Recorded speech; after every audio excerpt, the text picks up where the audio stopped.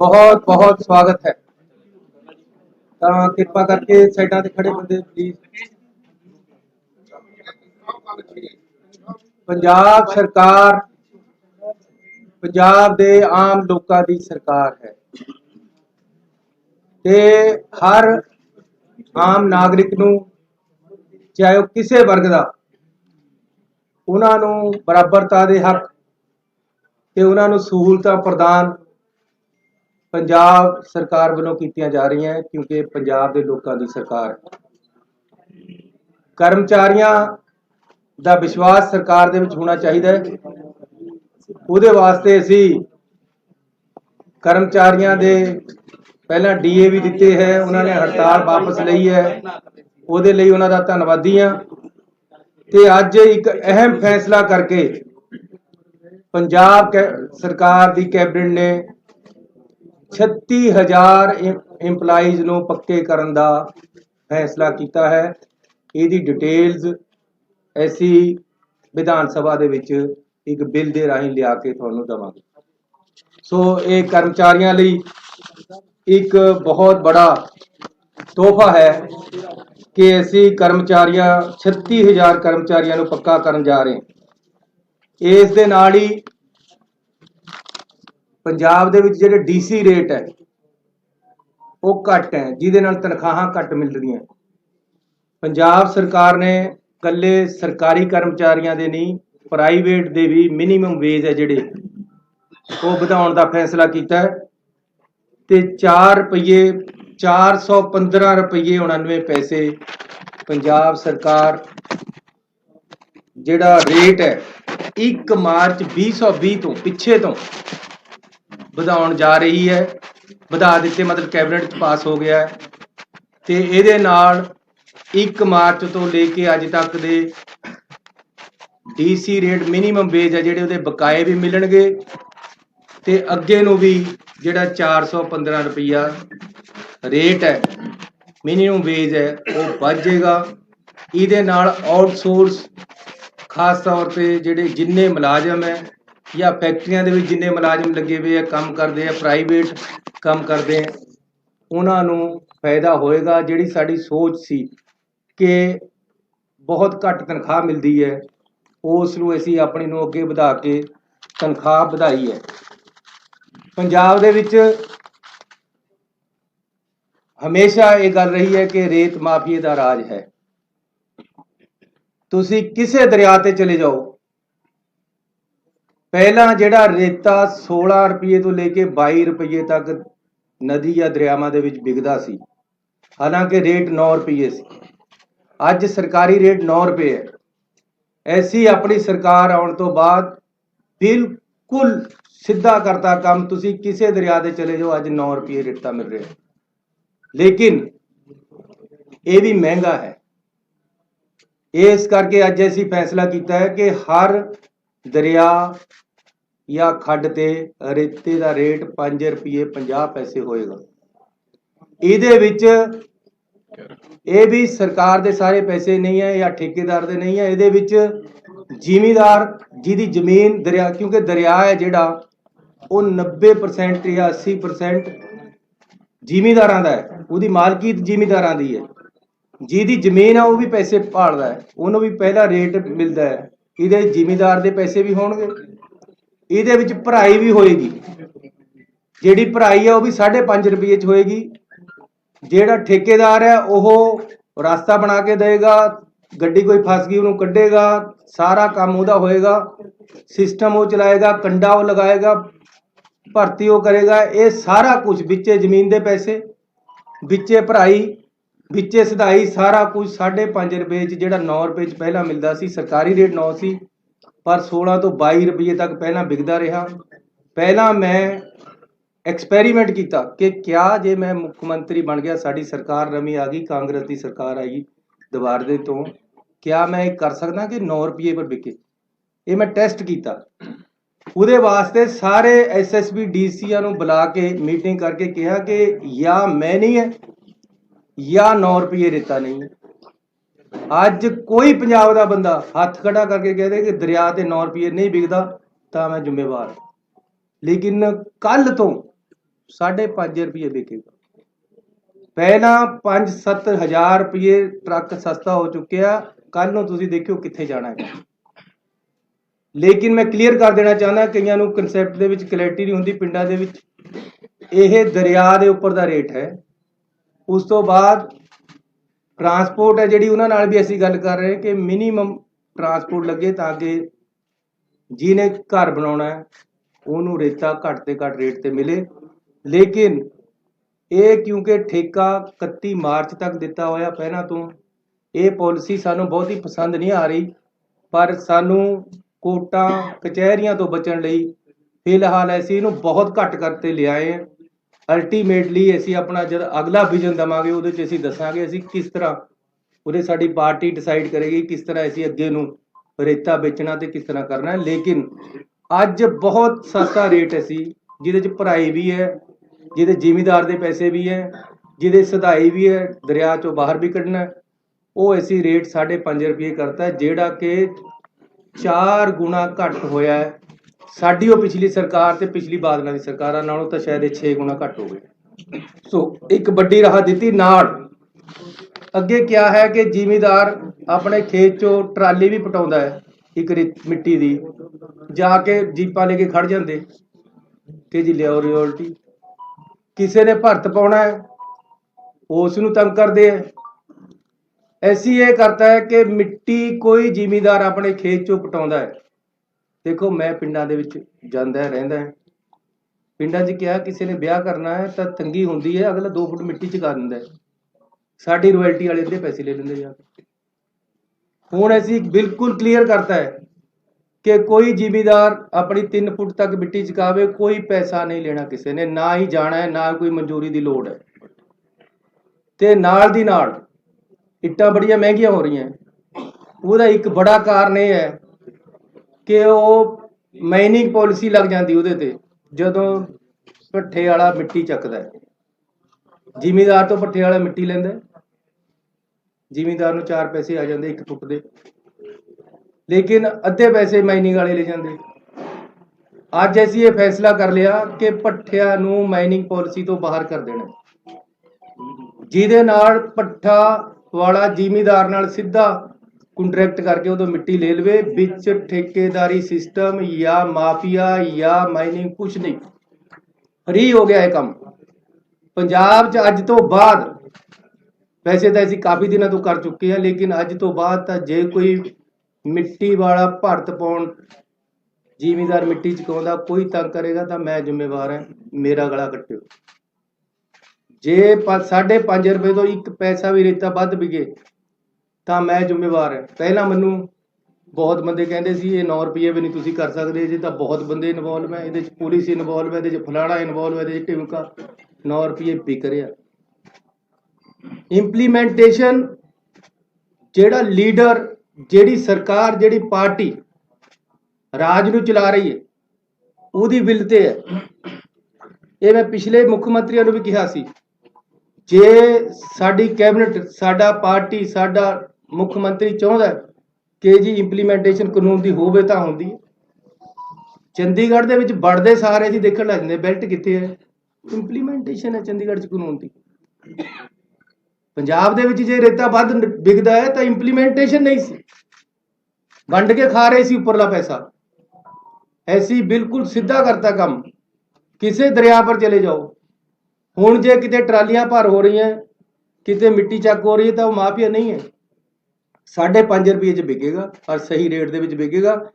ਅਸੀਂ ਇਹ ਕਰਾਂਗੇ ਕਿ ਜਿੱਥੇ ਪਾਣੀ ਨਹੀਂ ਆਉਂਦਾ ਉੱਥੇ ਰੇਤਾ ਨਹੀਂ ਚੱਕਣਾ, ਕਿਉਂਕਿ ਉੱਥੇ ਫਿਰ ਖਦਾਨੇ ਬਣਨੇ, ਪਾਣੀ ਨੇ ਉਹਨੂੰ ਰੀਚਾਰਜ ਤਾਂ ਕਰਨਾ ਨਹੀਂ ਰੇਤੇ ਨੂੰ। ਇਸ ਕਰਕੇ ਜਿੱਥੇ ਜਿੱਥੇ ਪਾਣੀ ਆਉਂਦਾ, ਦਰਿਆਵਾਂ ਦੇ ਆਲਰੇਡੀ ਖੱਡਾਂ ਤੈਅ ਹੈ, ਹੋਰ ਵੀ ਕਰਾਂਗੇ, ਲੇਕਿਨ ਸਸਤਾ ਔਰ ਸਹੀ ਰੇਟ ਤੇ ਰੇਤਾ ਪਿੰਡਾਂ 'ਚ ਮਿਲੇਗਾ। ਮਿੱਟੀ ਦਾ ਕੋਈ ਮਾਫੀਆ ਨਹੀਂ ਹੋਏਗਾ, ਪੱਠੇ ਵਾਲਿਆਂ ਨੂੰ ਕੋਈ ਤੰਗ ਨਹੀਂ ਕਰੇਗਾ। ਇਸ ਤੋਂ ਇਲਾਵਾ ਇੱਕ ਫੈਸਲਾ ਅਸੀਂ ਹੋਰ ਅਹਿਮ ਲਿਆ ਕਿ ਜਿਹੜੇ ਪੰਜਾਬ ਦੇ ਇੰਸਟੀਟਿਊਸ਼ਨਲ ਟੈਕਸ ਪੰਜਾਬ ਤੇ ਲੱਗਿਆ ਹੋਇਆ ਸੀ, Punjab institutional and other buildings tax 2011 ਤੋਂ ਸੀ। ਉਸ ਦਿਨ ਮੈਨੂੰ, ਜਿਸ ਦਿਨ ਅਸੀਂ ਗਏ ਲੁਧਿਆਣੇ, ਉਸ ਦਿਨ ਅਸੀਂ ਅਨਾਉਂਸ ਕੀਤਾ ਸੀ, ਅੱਜ ਕੈਬਨਿਟ ਨੇ ਪਾਸ ਕਰ ਦਿੱਤਾ। 2012 ਤੋਂ ਜਿੰਨਾ ਟੈਕਸ ਬਣਦਾ ਸੀ ਅਸੀਂ ਉਹ ਮਾਫ ਕਰ ਦਿੱਤਾ ਹੈ। ਅੱਗੇ ਨੂੰ ਵੀ ਇਹ ਟੈਕਸ ਹੈ ਜਿਹੜਾ ਪੰਜਾਬ ਤੇ ਨਹੀਂ ਲੱਗੇਗਾ। ਇਸ ਤੋਂ ਇਲਾਵਾ ਅਸੀਂ ਵਨ ਟਾਈਮ ਸੈਟਲਮੈਂਟ ਜਿਹੜੀ ਕੰਪਾਊਂਡੇਬਲ ਬਿਲਡਿੰਗਸ ਹੈਗੀਆਂ, ਜਿਹੜੀਆਂ ਸ਼ਹਿਰਾਂ ਦੇ ਵਿੱਚ ਇਹ ਵੱਡੀ ਰਾਹਤ ਦੇ ਰਹੇ ਹੈ ਕਿ ਜਿਹੜੀਆਂ ਬਿਲਡਿੰਗਾਂ ਬਣ ਗਈਆਂ ਉਹਦੇ ਪਰ ਕਿਸੇ ਨੇ ਚਵਾਰਾ ਪਾ ਲਿਆ, ਕਿਸੇ ਨੇ ਹਾਈਟ ਜ਼ਿਆਦਾ ਵਧਾ ਲਈ ਜਾਂ ਕਿਸੇ ਨੇ ਬਾਹਰ ਨੂੰ ਥੋੜਾ ਬਹੁਤਾ ਕੱਢ ਲਿਆ। ਜਿਹੜਾ ਕੁਝ ਕੰਪਾਊਂਡੇਬਲ ਹੈ ਉਹਨਾਂ ਨੂੰ ਅਸੀਂ ਰੇਟ ਵੀ ਘਟਾ ਦਿੱਤੇ ਹੈ 25%। ਉਹਨਾਂ ਨੂੰ ਦੁਬਾਰੇ ਲੀਗਲਾਈਜ਼ ਕਰਨ ਦਾ ਇੱਕ ਵਨ ਟਾਈਮ ਪਾਲਿਸੀ ਲੈ ਕੇ ਆਏ ਹੈ ਜਿਹੜੀ ਕਿ ਕੱਲ ਤੋਂ ਚਾਲੂ ਹੋ ਜਾਏਗੀ। ਇਸ ਦੇ ਨਾਲ ਇਹ ਸਾਡੇ ਅੱਜ ਦੇ ਐਲਾਨ ਹੈ ਜਿਹੜੇ ਕਿ ਅਸੀਂ ਵੱਡੀ ਰਾਹਤ ਪੰਜਾਬ ਦੇ ਲੋਕਾਂ ਨੂੰ ਦਿੱਤੀ ਹੈ। ਸਾਡੇ ਐਡਵੋਕੇਟ ਜਨਰਲ ਸਾਹਿਬ ਨੇ, ਤੁਹਾਨੂੰ ਤੁਸੀਂ ਜਾਣਦੇ ਹੋ, ਕਾਫੀ ਦਿਨਾਂ ਤੋਂ ਅਸਤੀਫਾ ਦਿੱਤਾ ਹੋਇਆ ਸੀ। ਅੱਜ ਕੈਬਨਿਟ ਨੇ ਉਹਨੂੰ ਮਨਜ਼ੂਰ ਕਰ ਲਿਆ। ਗਵਰਨਰ ਸਾਹਿਬ ਕੋਲ ਭੇਜਾਂਗੇ, ਜਦੋਂ ਅੱਜ ਹੀ ਸ਼ਾਇਦ ਪਾਸ ਹੋ ਜਾਏਗਾ, ਕੱਲ੍ਹ ਨੂੰ ਅਸੀਂ ਨਵਾਂ ਐਡਵੋਕੇਟ ਜਨਰਲ ਲਗਾਵਾਂਗੇ। ਇਸ ਤੋਂ ਇਲਾਵਾ DGP ਦੀ ਜਿਹੜੀ ਪੋਸਟਿੰਗ ਹੈ, ਜਿੰਨੇ 30 ਸਾਲ ਤੋਂ ਉੱਪਰ ਦੇ, ਇਹ ਕਾਨੂੰਨ ਹੈ, ਜਿਨ੍ਹਾਂ ਦੀ 30 ਸਾਲ ਨੌਕਰੀ ਹੋ ਗਈ ਹੈ ਉਹਨਾਂ ਦਾ ਅਸੀਂ ਆਲਰੇਡੀ ਭੇਜ ਚੁੱਕੇ ਸਾਰਿਆਂ ਦੇ ਨਾਮ, ਸਾਤੋਂ ਸਾਰਿਆਂ ਦੇ ਨਾਮ ਮੰਗੇ ਗਏ ਹੈ। ਉਹਨਾਂ ਵਿੱਚੋਂ ਇੱਕ ਪੈਨਲ ਬਣਾ ਕੇ ਕੇਂਦਰ ਸਰਕਾਰ ਭੇਜੇਗੀ। ਉਹ ਪੈਨਲ ਵਿੱਚੋਂ ਅਸੀਂ DGP ਨਵਾਂ ਲਗਾਵਾਂਗੇ। ਜਿਹੜਾ ਪੈਨਲ ਆਏਗਾ ਇਹ ਪਹਿਲਾਂ ਤੋਂ ਇੱਕ ਪ੍ਰਿੰਸੀਪਲੀ ਕਲੀਅਰ ਹੋਇਆ। ਸੋ ਮੈਂ ਤੁਹਾਡਾ ਧੰਨਵਾਦੀ ਹਾਂ ਕਿ ਤੁਸੀਂ ਅੱਜ ਇੱਥੇ ਆਏ ਹੋ। ਪੰਜਾਬ ਦੇ ਵੱਡੇ ਐਲਾਨ ਹੋਏ ਹੈ। ਪਰਸੋਂ ਨੂੰ ਸਾਡਾ ਵਿਧਾਨ ਸਭਾ ਦਾ ਸੈਸ਼ਨ ਹੈ, ਉਹਦੇ ਵਿੱਚ ਅਸੀਂ ਬਿਜਲੀ ਸਮਝੌਤਿਆਂ ਬਾਰੇ ਬਿੱਲ ਲੈ ਕੇ ਆਵਾਂਗੇ। ਕਿਸਾਨਾਂ ਬਾਰੇ ਜਿਹੜੇ ਕਾਲੇ ਕਾਨੂੰਨ ਬਣੇ ਹੈ ਉਹਦੇ ਬਾਰੇ ਵਿੱਚ ਰੈਜੂਲੇਸ਼ਨ ਤੇ ਕੁਝ ਬਿੱਲ ਆਉਣਗੇ। ਇਸ ਦੇ ਨਾਲ ਹੀ ਜਿਹੜਾ 50 ਕਿਲੋਮੀਟਰ ਅੰਦਰ BSF ਆਉਣ ਦਾ ਫੈਸਲਾ ਹੈ ਉਹਦੇ ਬਾਰੇ ਵਿੱਚ ਵੀ ਅਸੀਂ ਇਹ ਵਿਧਾਨ ਸਭਾ ਦੇ ਵਿੱਚ ਇਹ ਮਸਲਾ ਰੱਖਾਂਗੇ ਤੇ ਇਹਦੇ ਬਾਰੇ ਰੈਜੂਲੇਸ਼ਨ ਲੈ ਕੇ ਆਵਾਂਗੇ। ਸੋ ਮੈਂ ਧੰਨਵਾਦੀ ਹਾਂ ਆਪਣੇ ਮੰਤਰੀ ਸਾਹਿਬਾਨ ਦਾ, ਸਾਡੀ ਪਾਰਟੀ ਦੇ ਪ੍ਰਧਾਨ ਸਾਹਿਬ ਵੀ ਸਾਡੇ ਵਿਚਕਾਰ ਆਏ ਹੈ, ਉਹਨਾਂ ਦਾ ਵੀ ਮੈਂ ਸਵਾਗਤ ਵੀ ਕਰਦਾ, ਉਹਨਾਂ ਦਾ ਧੰਨਵਾਦ ਵੀ ਕਰਦਾ। ਤੇ ਹੁਣ ਮੈਂ ਪ੍ਰਧਾਨ ਜੀ ਨੂੰ ਬੇਨਤੀ ਕਰਾਂਗਾ।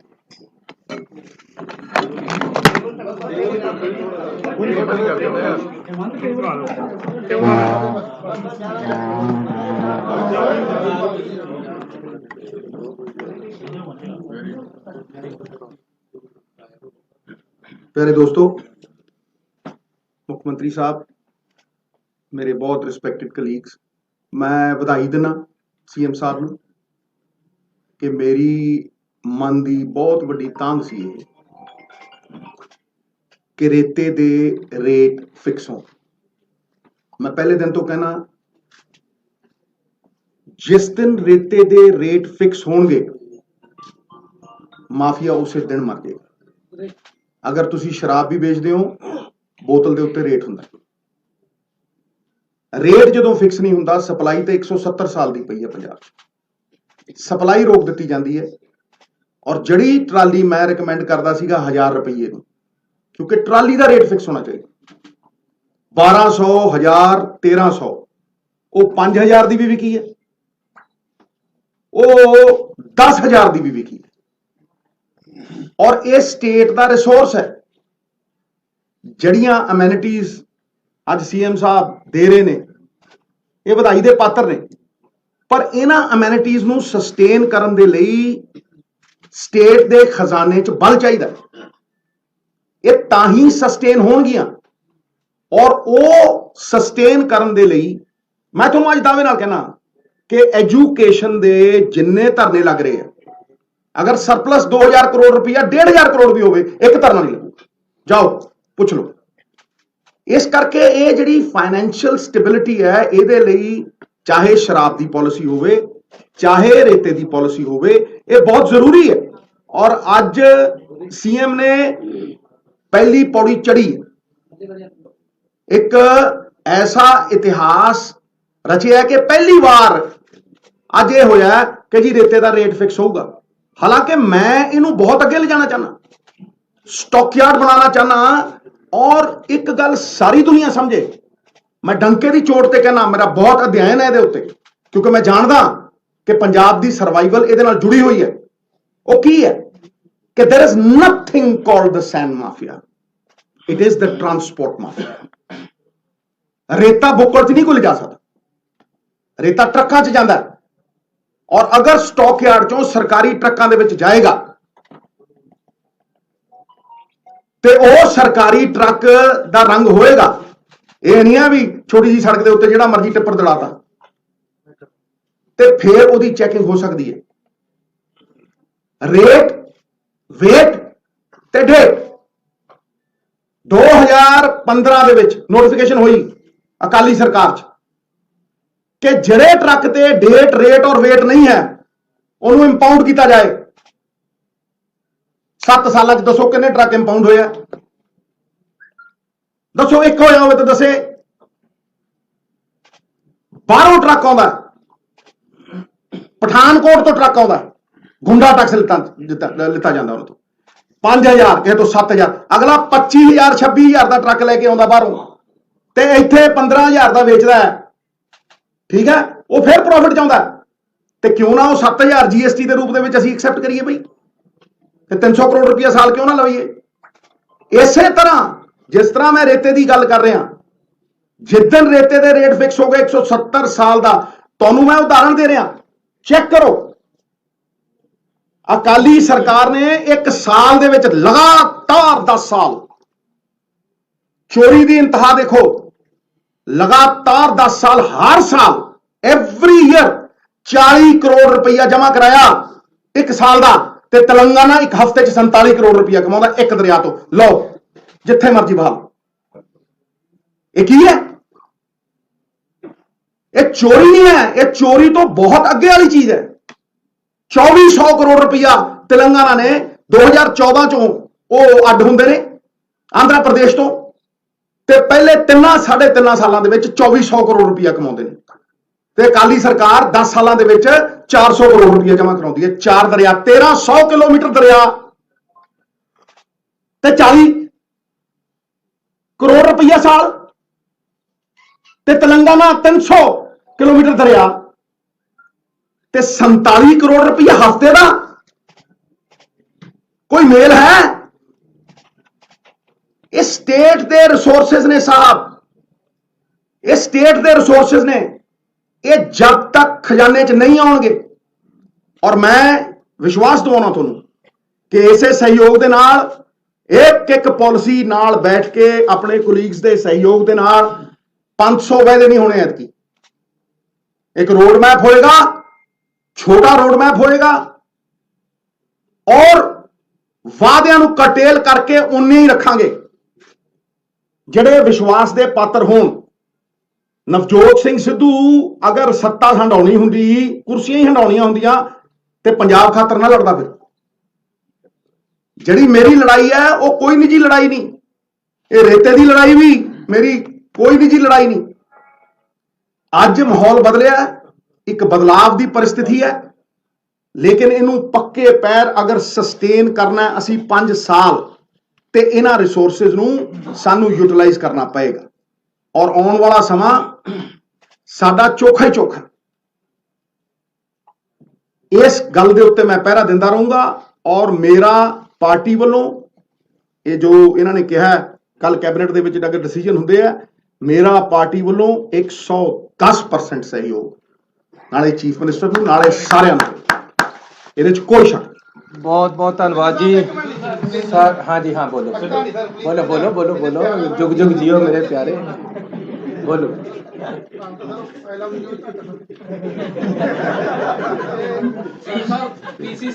जे प्रेस ते सरकार ते ओपोजिशन सारे जाने सूबे वास्ते तकड़े होके काम करिए। तुसी चौथा पिलर हो, थोड़े सहयोग और थोड़िया जी आलोचनावां दोनों चाहिए, क्योंकि तुसी आलोचना नहीं करोगे मैनू समझ नहीं आएगी कि मैं कितने गलत है। ਮੈਂ ਆਲੋਚਨਾ ਨੂੰ ਹਮੇਸ਼ਾ ਵੈਲਕਮ ਕਰਦਾ।